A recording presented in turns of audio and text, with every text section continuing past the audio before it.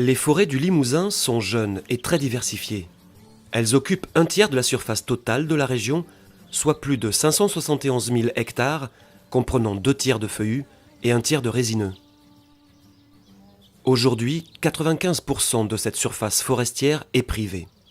Le Centre régional de la propriété forestière intervient dans tout le Limousin pour développer la gestion forestière et accompagner les particuliers. Beaucoup de propriétaires ignorent que leur forêt peut être une ressource financière et qu'elle peut être gérée sans gros investissements de départ et sans nécessiter une présence accrue. Le CRPF, avec l'aide financière du Conseil régional et de l'État, a mis en place un programme de développement de la sylviculture irrégulière en Limousin afin de répondre de la manière la plus performante aux attentes des propriétaires forestiers. Cette sylviculture est complémentaire aux sylvicultures existantes et qui ont déjà fait leurs preuves en Limousin.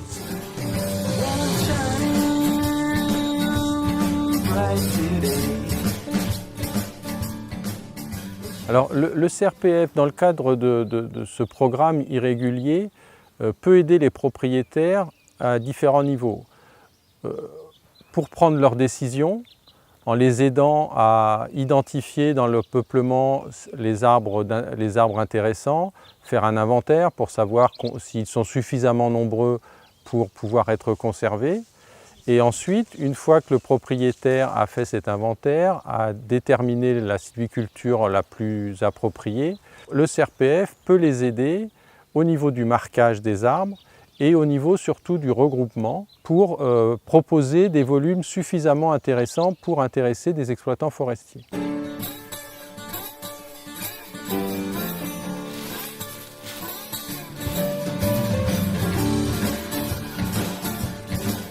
Être 35.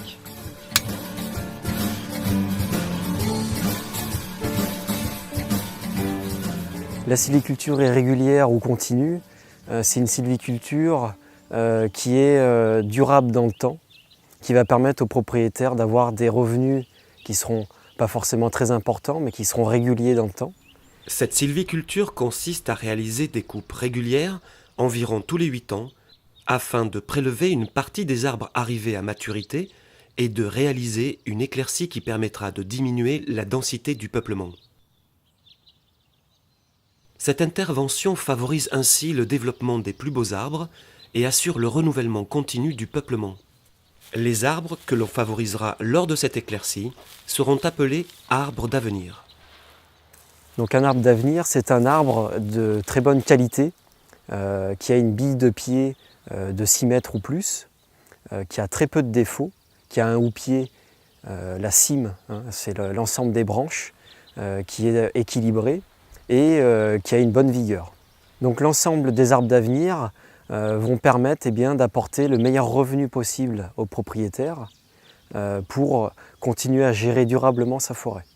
Alors le marquage concrètement sur le terrain va se dérouler donc en présence soit du propriétaire, soit du gestionnaire du peuplement, pour travailler donc ensemble et donc marquer les arbres dans le cadre d'une sylviculture irrégulière. Le marquage permet d'indiquer les arbres à prélever aux exploitants forestiers et d'attirer leur attention sur les arbres d'avenir afin d'éviter de les déprécier. Je me sentais un petit peu seule au niveau propriété. Et donc c'est là que j'ai eu connaissance du programme peuplement irrégulier. Et je me suis dit, la forêt que l'on détient, elle a été à l'abandon pendant des années, mais elle est quelque part irrégulière elle-même. Dès la première rencontre, le technicien a un petit peu organisé notre formation par le biais du FOGEFOR, qui est un cycle de formation à la gestion forestière dispensé par le CRPF. On a eu une journée d'initiation, donc avec deux techniciens du CRPF qui nous ont appris comment marquer, comment surtout regarder les arbres, lesquels il fallait prélever, lesquels étaient des arbres d'avenir. Ils répondent vraiment à toutes les questions parce que au niveau gestion forestière, même si j'avais travaillé sur la forêt, je n'avais pas de notion de gestion forestière et donc du coup, eux, ils sont les mieux placés pour répondre à toutes ces questions. Donc généralement, ils sont très accessibles, ils répondent assez vite et puis même ils devancent nos questions ou même nos doutes. Et donc ils s'activent vraiment pour nous inciter à à faire la gestion forestière. Même quand il y a un certain découragement, ils sont là, ils ne lâchent pas l'affaire. Quand je suis arrivée sur cette propriété, je me suis occupée des résineux. On avait commencé certains boisements, résineux, chêne d'Amérique, on disait tout à l'heure. Et puis je me suis tournée un petit peu vers ces bois de feuillus en me disant mais quel avenir pour ces bois-là? Et j'ai eu la chance, à travers des personnes, des techniciens, d'être un petit peu orientée sur effectivement un prélèvement des arbres qui sont à maturité et puis de laisser pour donner la possibilité au peuplement de perdurer, de ne pas arriver à une coupe rase. On est très satisfait déjà. C'est toujours agréable d'être en forêt dans une parcelle traitée en irrégulier. Ensuite, on travaille au profit de l'arbre. Donc on choisit les arbres d'avenir et on va travailler à leur profit.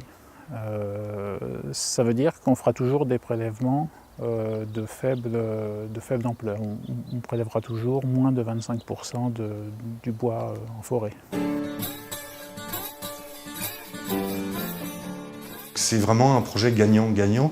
Nous, on a voté il y a 2 ans une politique forestière régionale dans laquelle on a clairement montré notre préférence pour une gestion arbre par arbre de la production, dans le but, d'améliorer le couvert forestier, une meilleure acceptabilité sociale, plus d'emplois, plus de valeur ajoutée et la possibilité pour des entreprises d'aller plus loin dans la finitude des produits.